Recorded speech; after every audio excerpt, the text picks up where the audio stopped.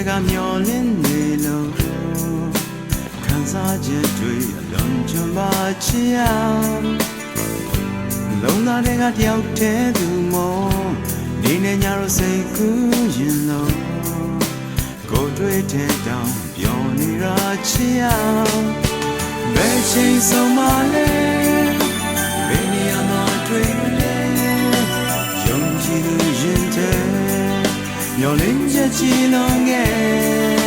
ဘယ်နေရာမှာတွေ့မလဲဘယ်ချိန်ဆုံးမလဲမရေရပေမဲ့လေမျောလင်းချက်များကြီးနဲ့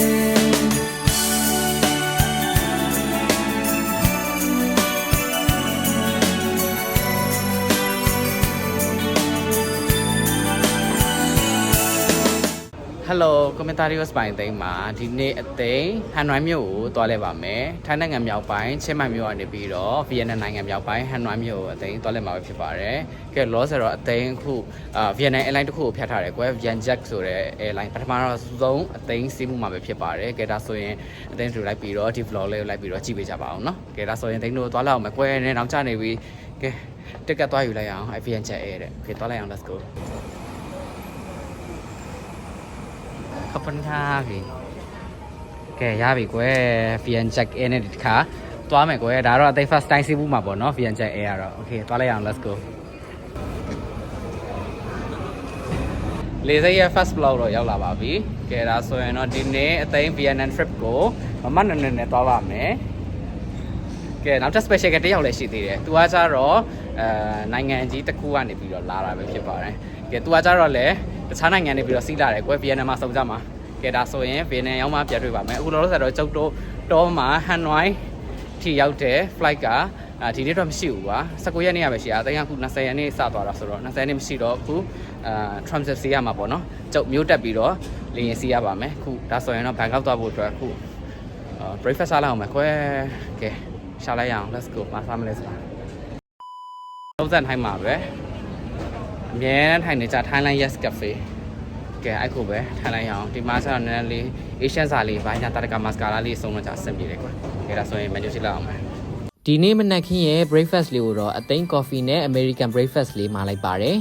အသိန်းဟာခီးတစ်ခုခုကိုသွားပြစ်တယ်ဆိုရင်ဒီလိုမျိုးပေါ့ပေါ့ပပဖြစ်တဲ့အစားအစာလေးတွေကိုပို့ပြီးတော့စားတာကိုကြိုက်ပါတယ်နောက်ပြီးတကယ်လို့ကိုကအဲ့လိုမျိုးလေရင်စိတ်တအားနေစောနေသေးတယ်ဆိုရင်တကယ်ချင်းနဲ့ဒီလိုမျိုးထိုင်ပြီးတော့စားရတာလည်းရမ်းကိုကောင်းပါတယ်ဟိုပြောတီပြောပေါ့တကယ်လို့ကိုကချင်းမိုင် airport ရောက်လို့ဘယ်ဆိုင်ထိုင်ရမလဲမသိဘူးဖြစ်နေတယ်ဆိုရင် Thailand Yes Cafe ကိုသွားပါလို့အသိန်းကညွှန်ချင်ပါတယ်နော်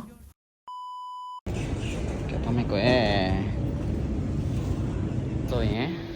security check ဖြတ်လာအောင်မယ်ကွယ်ကဲဒါဆိုရင်ဂိတ်ကြောက်မှပြန်တွေ့မယ်ကဲသွားလိုက်အောင် let's go ကဲအဲ့လိုပဲ sausage စီကြက်တစ်ခုကွယ်အဲ့တော့အသိန်းရဲ့ hand carry ထဲမှာတူနာကွာမီလီ100ကျော်နေအောင်မသိဘူးအဲ့တော့ကုန်လှုပ်ပြလိုက်ရပါတယ်တဲခွင့်မရှိပါဘူးအဲ့တော့တကယ်လို့ကိုက hand carry ပဲတဲမယ်ဆိုရင်မေ့ပြီးတော့တဲခဲ့တာကွာသိလားအဲ့တော့အဲ့လိုမျိုးတွေရှိပါတယ်အဲ့တော့ hand carry တဲမယ်ဆိုရင်အရေးမှန်တယ်ဘာမှမတဲလာတာတော့အကောင်းဆုံးပါပဲဒါဆိုရင်ဘန်ကောက်ရောက်မှပြတ်တွေ့ပါမယ်အသိန်းခုရဲ့ခီးစဉ်အားကြတော့ချင်းမိုင်နေပြီးတော့ဘန်ကောက်ကနေပြီးတော့မှဟန်နွိုင်းသွားမှာဖြစ်ပါတယ်transit ပေါ့နော် transit စီးရပါဖြစ်တော့တဲ့ကြောင့်မို့လို့ချိန်ကတော့တော်တော်ပေးရတယ်ကွယ် transit တိုင်းကတော့တည့်ရတိုင်းပဲအနည်းဆုံး9နာရီ10နာရီလောက်ပေးရတယ်ကွာသိလားလေရင်ကြာချိန်ကခီးစဉ်တစ်ခုမှာ1နာရီခွဲ2နာရီပဲရှိရဆိုတော့လေအဲ့လိုလေးတော့ရှိပါတယ်ကဲဒါဆိုရင်တိတ်တော့ဘန်ကောက်ရောက်မှပြတ်တွေ့ပါမယ်ကဲဒါဆိုရင်အိတ်လောက်အောင်မယ်ကွယ် PDD 1 2ยกสมัยครับผู้โดยสารที่ถือบัตรที่นั่งในโซนที่1การพิสูจน์กบินทีวีสั้น101ขอได้เชิญ ပုံမှန်ကဗီယက်နမ်တွေက10တော့မှာโอเคကဲဒါဆိုရင်ဘန်ကောက်ရောက်မှပြန်တွေ့မယ်ကွယ်လေနောက်ကျနေပြီအဲ့လိုပဲဒီမိုင်းနဲ့ကြရက်တွေပါပဲလေမော်ရရောက်ပြီကဲဒါဆိုဘန်ကောက်ရောက်မှပြန်တွေ့မယ်အားလုံးပဲတတာ Passengers are requested not to move the arrivals for its location but instructed by cabin crew เหลือในเครื่องบินแล้วท่านสามารถติดต่อพนักงานภาคพื้นของเราด้วยค่ะ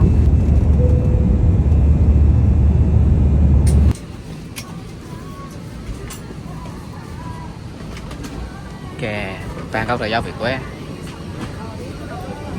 ขอบคุณค่ะ thank you ค่ะแต่နောက်ဆုံးတော့စုဝနာပူ airport ကိုရောက်ပါပြီကဲဒါဆိုတော့အတင်းတို့ခဏနားလာအောင်မယ်နောက်ထပ် transit ထက်စီရမယ်ပေါ့နော် Vietjet ကိုပဲအတင်းတို့ထက်စီရပါမယ်ဒီစုဝနာပူကနေပြီးတော့ဗီယက်နမ်နိုင်ငံမြောက်ပိုင်း ဟန်နွိုင်းမြို့ကိုအတိတ်တော့ခီးဆက်ပါမယ်ကဲဒါဆိုလိုက်ကြည့်ပေးကြပါဦးကဲဒါဆိုနားလိုက်အောင်ပဲကွယ်ကဲအဲ့လိုပဲပေါက်တော့တွေ့ပြီကွယ်အဲ့စုဝနာပူမှာဒုက္ခအရောက်ဆုံးကအဲ့ဟိုပါပဲ toilet တွေပဲအဝေးကြီးတွေကဲသွားလာအောင်မယ်ကဲဒီ VNN trip မှာတော့အသိ hair color လေးချိန်လိုက်ပါတယ်ဒီနေ့ရ office check ကတော့ဒါကတော့ဟိုပါလေကာလုံဈေးနဲ့ကာလုံဈေးကနေဝယ်ထားတာကွယ်150ပဲရှိရတာကာလုံဈေးချင်းမိုင်ကာလုံဈေးကဝယ်ထား150ပဲရှိရအဖလည်းဟိုပါလေဒါတော့ဟိုတရုတ်နဲ့တက်ကူတော်ဝယ်ထားတာအင်ကြီးဒီကတော့စာရာအောက်ကပန်ကတိတ်ဟိုမန္တလေးရပဲဒီပန်ကကျတော့မန္တလေးဟိုပါလေမိသွားရော38လမ်းပေါ်လာမေ thrift shop ကပဲဝယ်ထားလောက်လေ9500နဲ့6000တဲလောက်ပဲပေးရတယ်အောက်ကတော့ဖက်လာပါကဲဒါဆိုရင်အသိခဏနားလာအောင်ပဲကွယ်မုံလေးပါလေးစားပြီးရင်ချက်ကေကောင်းတာဝင်ပြီးရင်တော့ဟန်ဒရန်ကိုလစ်မယ်ကွယ်ကဲဒါဆိုရင်လိုက်ကြည့်ပေးကြပါအောင်နော်ကဲခုကချက်ကေကောင်းတာမဖွင့်သေးဘူးဆိုတော့တိန်းတို့ဒါကကျတော့ 4th floor กว่าဒီလားသူကကျတော့ဘယ်လိုပြောပြရမလဲ arrival ကွာ arrival ရောက်တာနဲ့အဲ luggage claim နဲ့အထက်ကနေပြီးတော့၄လွာတက်ခဲ့လိုက်အဲ့ဒါဆိုရင်ဒါ international flight တွေထပ်ပြီးတော့ပြန်မယ်နေရ check in ကောင်းတာကိုရောက်ပါတယ်အဲ့ဒါပြင်တော့တိန်းတို့ဒီအောက်မှာlift တွေလည်းရှိတယ်အဲ့မှာကနေပြီးတော့တိန်းတို့အောက်မှာ food count နဲ့ share မှာတွားပြီးတော့ AC နာပြီးတော့မှအပေါ်တက်ပြီးတော့ check in ဝင်ပေါ့နော်ခဲဒါဆိုသွားလိုက်အောင်ပဲနေ့လယ်စာလေးကိုတော့ဆူနာပူ airport မှာရှိတဲ့ဖူကောက်ငါလူအရန်ပြည့်နေတဲ့အတွက်ကြောင့်မို့လို့အသိန်း McDonald ကပဲဘာကားလေးဆွဲလိုက်ပါတယ်ရတာကတော့ပုံမှန်မှာပဲဘာမှထူးကဲတာဘာမှမရှိပါဘူးကဲဒါဆိုရင်အသိန်းတို့ transit စီးတဲ့အကြောင်းလေးကိုအသိန်း detail လေးရှင်းပြပေးချင်ပါတယ်ပထမအဆုံးအနေနဲ့ transit နေနေဒီတိုင်းရိုးရိုးတပါချာနေနေတပါချာဆိုပြီးထွက်ခွာဆိုကြတဲ့က၄လွာကိုပဲတက်ခဲ့ရမှာပဲဖြစ်ပါတယ်နော်၄လွာရောက်ပြီဆိုတာနဲ့ပထမအဆုံးဒီပုတ်ကိုသာအရင်ပြေးပါဒီပုတ်မှာ Cosmic Flight ရဲ့ check-in ကောင်းတာကိုပြပေးထားပါတယ်အဲ့မှာ ABCDEFG နဲ့ပြပေးထားပါတယ်နော်အသိန်းက VNJet Air နဲ့စီမှာဖြစ်တဲ့အတွက်ကြောင့်မို့လို့ VNJet Air ကောင်းတာက number ကောင်းတာ F ပါဒီကောင်းတာမှာ passport ပြပြီး ticket ထုတ်မယ် 8F ပါမယ်အဲ့ကနေလက်မှတ်ရပြီဆိုရင်ဒီလိုမျိုး IG story ဘာညာတရကမှာ scar လာရိုက်ပြရတယ်တပါချာကိုစပြီးတော့တက်လိုက်ပါကဲ VNN သွားမယ်လက်မှတ်လည်းရပြီဆိုတော့တိန်းတို့ဟိုလောဆယ် immigration ဖြတ်မယ်ကွယ်ကဲအဲ့ဒါပြီးရင်တော့ခဏနားလိုက်မယ်ကွယ်အခုတော့လေကမထွက်သေးပါဘူးအဲ့တော့အသိန်းတို့လေခွဲမှာဆက်ပြီးတော့ရောက်ပါတယ်ကဲအဲ့တော့သွားမယ်ကွယ်လိုက်ခဲ့ကြပါအောင်ကဲဒီတပါချာဆက်လေကားလေးနဲ့အပေါ်တက်ပြီဆိုတာနဲ့ security check ဆက်စစ်ပါပြီပြီးရင်တော့အသိန်းတို့ immigration ဖြတ်မယ်ခုနက airport ကခီးသွားအရန်များတာရောလေစိတ်ကြီးတာရောဖြစ်တဲ့အတွက်ကြောင့်မို့လို့အသိန်းတို့3နိုင်ချင်းနဲ့ဆိုရင်4နိုင်လောက်ကြိုပြီးတော့သွားပါလို့အသိန်းကညွှန်ချင်ပါတယ်နော်ကဲဒီဘက်က immigration ကိုဖြတ်ပြီးသွားပြီဆိုရင်တုံးထုတ်ပြီးသွားပြီဆိုရင်ဒီမှာတပါချာပေါ့နော်ဘန်ကောက်ရဲ့တပါချာlocation spots ပါအရင်မိုက်ပါတယ်ကဲတော့ဒီမှာလဲလာပြီးတော့ပုံရချပါနော်ကဲဒါဆိုရင်အသိန်းတို့ဟန်တိုင်းမှာပြတ်ထွက်မယ်အခုတော့အသိန်းနားလိုက်ပါအောင်မယ်တနေ့ကုန် payment ထားရဆိုလေโอเคဒါဆိုရင်ကဲဟန်တိုင်းရောက်မှပြတ်တွေ့ပါမယ်ဟဲ့မိုက်တာနော်သွားပြီနော်သိန်းတို့ဒုမောင်လေစိတ်ကကြတော့တအားနင်းကြီးအဲ့လိုမျိုးကြီးတအားနင်းရှောက်စရာမလိုဘူးဆိုမြင်နေစူဝနာပူလေစိတ်ကကြတော့တကယ်ကိုတအားနင်းကိုရှောက်ရပါတယ်ကိုလေရင်စီးမယ် flight gate ဝါကိုရောက်မဲ့အထိကိုဒီလိုမျိုးချင်းချင်းနေရှောက်ရလိုမျိုးရထားတွေစီရပေါ့နော်အဲ့ကနေပြီးတော့အသိန်းတို့အနည်းဆုံးတော့15မိနစ်20တော့ကုန်ပါတယ်အဲ့ဒါကြောင့်စူဝနာပူမှာစီးမယ်ဆိုရင်စောပြီးတော့လာပါလို့တရားညွှန်ချင်ပါတယ်နော်တကယ်မပြီးနိုင်တော့ဘူးလေစိတ်ထဲမှာအောင်လေတောင်းတင်နေချက်ကလက်လန့်ခုလည်းတက်ရပြန်ပြီဆင်းလိုက်တက်လိုက်ဆင်းလိုက်တက်လိုက်ရနော်ဘာကြီးရပျော်ပါပျော်စရာကြီးဘီယန်လေးတစ်ခါလာတာအောင်နော်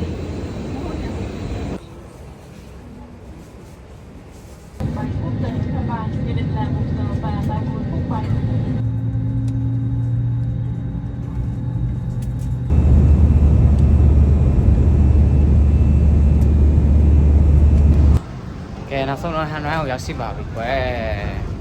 ကဲနောက်ဆုံး immigration ဖြတ်မယ်မြို့ရဲသွားပါမယ်ကဲနောက်ဆိုရင်ဟိုတယ်ကိုရင်ထိတ်လိုက်အောင်ကွယ်ခုလောဆယ်တော့တည့်ရတဲ့အတိုင်းပဲထောက်စားတိုင်းပေါက်တော့သွားမယ်ကဲနောက်ဆုံးတော့ဗီယက်နမ်နိုင်ငံမြောက်ပိုင်းဟန်နွိုင်းမြို့ကိုအသိရောက်ပါပြီကဲဒါဆိုရင်အသိဒီနေ့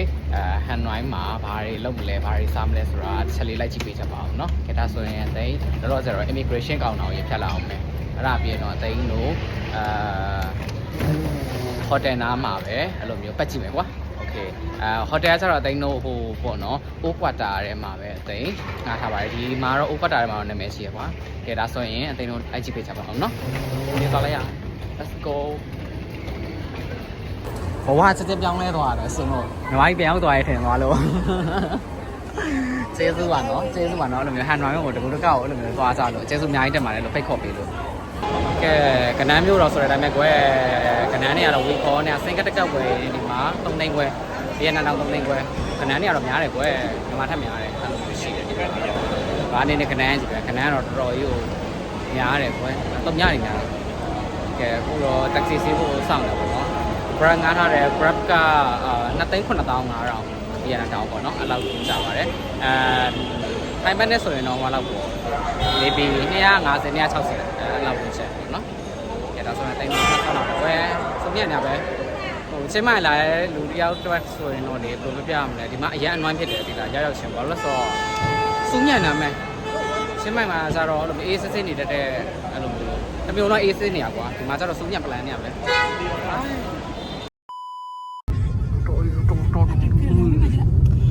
အင်းဒီကမမိုင်းကြနေပဲတိလား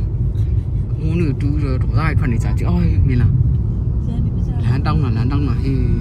ဟာစုံညံ့နေပဲရောက်တာတော့မှတော့တနိုင်မပြေသေးဘူး review တွေကကောင်းနေပြီဟေး non Fokinian နေကတော့ပြိုင်းနေရတော့ဒါပေမဲ့ဒီမြို့လာရင်လေစိတ်ရှည်မှရမှာတိလားနော်စိတ်ရှည်မှရမှာအဲ့ဆိုစိတ်ရမ်းတူတယ်မျိုးဆိုတော့အရင်ပြပြလေးလေးပြောပါလိမ့်စကားတွေကစားဟုတ်တယ်ဒေါသရိုက်ထွက်လာလေနော်စိတ်ကရောင်းတဲ့ကောင်မဆိုဆောက်ချုံမပြေဘူးဒါမဟုတ်သူရဲ့ essence ဆိုတာအဲ့လိုမျိုးလေနော်ဗီယက်နမ် essence ကိုပြတ်မာနေရ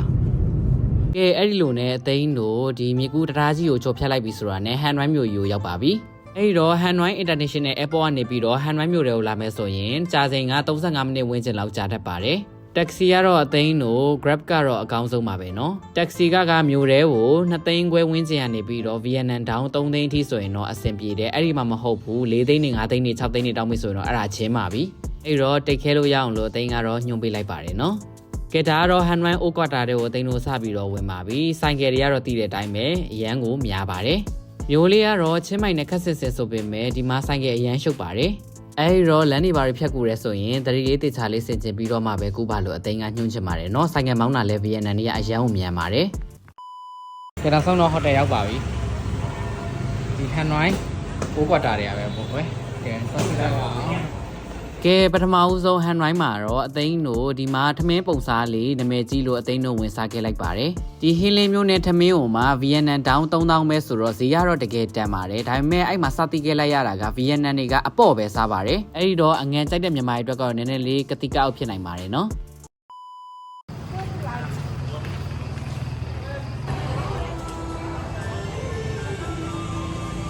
ကဲဒါကတော့ဟန်နွိုင်းမြို့ရဲ့နာမည်ကြီးတဲ့စိတ်ကြိုးဆက်ကက်တီတယ်ပါအသိန်းတို့အခုတဲတဲ့နေရာနဲ့တပလော်ထဲမှာပဲရှိရကွာအိုင်နာလေးမှာပဲအသိန်းတို့တဲလိုက်တယ်ဒါကတော့မနေ့ကမှပဲအသိသေးချာတီတီလေးသွားပြီးတော့လေးလာမယ်ကွာအခုလောလောဆယ်တော့နှိတ်ခံလိုက်အောင်မယ်ကွယ်ဒါခဲကြပါဦးကဲဒါဆိုရင်မာဆက်ရှာလိုက်အောင်မယ်ကွယ်ဒီမှာတော့လမ်းလျှောက်ရတော့လေအဲ့လိုမျိုးဆိုင်ကယ်တရီထားရတယ်ဆိုင်ကယ်တော်တော်ဘလို့အမောင်ချမ်းကြတယ်ကွယ်ဒီကမန်းလေးထက်ဆိုတယ်ဒီမှာအဲ့လိုမျိုးCome with me. 2 minutes. အခုတော့မာဆက်နေဦးမယ်ကွယ်အခုတော့မာဆက်ကရှာတွေ့တယ်တနာရီကိုVietnamese down 2သိန်းနဲ့2သိန်းခွဲကွာ2သိန်းခွဲဒီမှာလေအဲ့လိုမျိုးခဏနေကအရမ်းများတော့ကြတော့ तू က 250k အဲ့လိုပဲသုံးတာပို့ပြီးတော့လွယ်တယ်အဲ့လိုအားကြောင့်မသိန်းနဲ့ 250k နဲ့ပဲပြောလိုက်တော့ကွာ 250k ဆိုရတာ2သိန်းခွဲနောက်က3ည3လုံးဖြောက်ပြီးတော့ तू ကပြောတာများပါတယ်ဒီမှာကဲနောက်ဆုံးတော့မာဆက်နေမယ်ကွယ်တော့ကြပါစို့ဟန်နွိုင်းရလေနေရဘာမှမဆုံးပါလို့စစ်ချင်း basic basic လေးတွေကြီးပဲဒါဆိုရင်မဆန်းနေလောက်အောင်မယ်ကွယ်မရောက်ပြီโอเคဒါဆိုနေလိုက်ပါအောင်မယ်ကဲဒီမမတွေနဲ့မဆန်းနေပါမယ်ကွယ်ဟယ်လိုအညာကဲမဆက်ကတော့ပြီးသွားပြီသူကtotal ပေါ့နော်သူဒီမှာတော့အဲ့လိုမျိုးလေတိုးပြီးတော့တောင်းတဲ့ဟာမျိုးရှိရဘယ်လိုမျိုးလဲဆိုတော့သူတို့ဆက်စချင်းပြောရင်ဗီယက်နမ်တောင်ပေါ့ကွာ250k 250ကိုပြောတယ်တကယ်တမ်းကြာတာ 300k လောက်ကြာသူက tip ကိုကွာမိုက်ပေးမချင်းတောင်းတာရဲ့အဲ့လိုပုံစံမျိုးတွေရှိရဒီဘက်မှာလေအဲ့တော့အဲ့လို massage တွေပါတယ်ဝင်မယ်ဆိုရင်ဒီမှာကဟို flex လို့တွေးထားလိုက်အဲ့ဒါဆိုတော့ပို့ပြီးတော့အဆင်ပြေတယ်ကွာဥပမာဆိုရင်သူတို့250k ဆိုရင်အနည်းဆုံး flex ကသူတို့ဟိုလောက်တောင်းနေရော 50k လောက်တောင်းတော့အဲ့လိုလေးတော့ရှိတယ်ဒီဘက်မှာဒီနော်အဲ့တော့ဒီမှာဆောင်းရှောင်းလေးတော့ရှိတယ်ကွာဟိုကိုရီဒီဘက်ကဟိုထိုင်းလန်ကလို့အဲ့လိုမျိုးချင်းမိုင်တို့မြန်မာတို့ကတော့ပုံစံမျိုးမဟုတ်ဘူးကွာသူကကျတော့ဒီမှာ share တယ်အဲ့လိုမျိုးVNN တွေကပြိုင်နေရကွာအဲ့တော့ဒီမှာဆောင်းရှောင်းလေးတော့ရှိပါတယ်နော်ကဲနောက်ဆုံးအနေနဲ့တော့ Hanoi VNN Day 1လေးမှာတော့အသိန်းတို့ကတငယ်ချင်းတွေစုပြီးတော့ဘီယာလေးတောက်ရင်ဘာမှအေးဆေးလေးအချိန်ဖြုံးမယ်လို့အသိန်းတို့ဆုံးဖြတ်လိုက်ပါတယ်နောက်ပြီး Vietnamese ဘီယာတွေကဒီမှာနာမည်ကြီးရဲ့အတွက်ကြောင့်မို့လို့အသိန်း try ကြည့်ခဲ့လိုက်ပါတယ်ဒီဆိုင်လေးမှာတော့ VNN လူငယ်လေးတွေလည်းလာထိုင်တဲ့အတွက်ကြောင့်မို့လို့အဆင်ပြေမယ်ထင်လို့အသိန်းတို့ဝင်ထိုင်ခဲ့လိုက်ပါတယ်တကယ်လည်းအဆင်ပြေခဲ့ပါတယ်ပထမအဆုံးအနေနဲ့တော့အမီးမာလိုက်ပါတယ် appetizer မှန်သမျှအကုန်လုံး item အကုန်ပေါ့ပါတယ်ကဲဒါလေးကတော့ Vietnamese ကျွဲသား6ကြော်ပါကဲဒါ Vietnam ရဲ့နာမည်ကြီး crab beer ပါတောက်ကြည့်ပါအောင်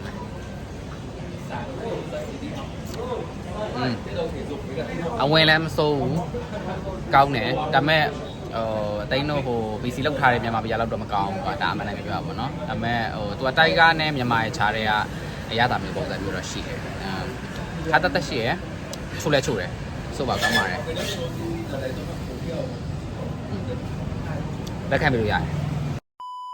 ကဲဒါဆိုရင်ဒီနေ့ Vietnam Hanoi Day 1လေးကတော့ဒီမှာပဲအသိဆုံးသတ်လိုက်ပါတယ်ကြည့်ပေးကြတဲ့သူတယောက်ချင်းစီတိုင်းကိုကျေးဇူးအများကြီးပဲတင်ပါတယ်အသိရဲ့ page လေးကိုလည်း like and follow လေးလုပ်ပေးကြပါဦးလို့တရားပြောချင်ပါတယ်เนาะကဲဒါဆိုရင်အားလုံးပဲနောက် vlog တွေကြမှာပဲပြန်တွေ့ပါမယ် back to မှာပြန်တွေ့မယ်အားလုံးပဲတတ်တာ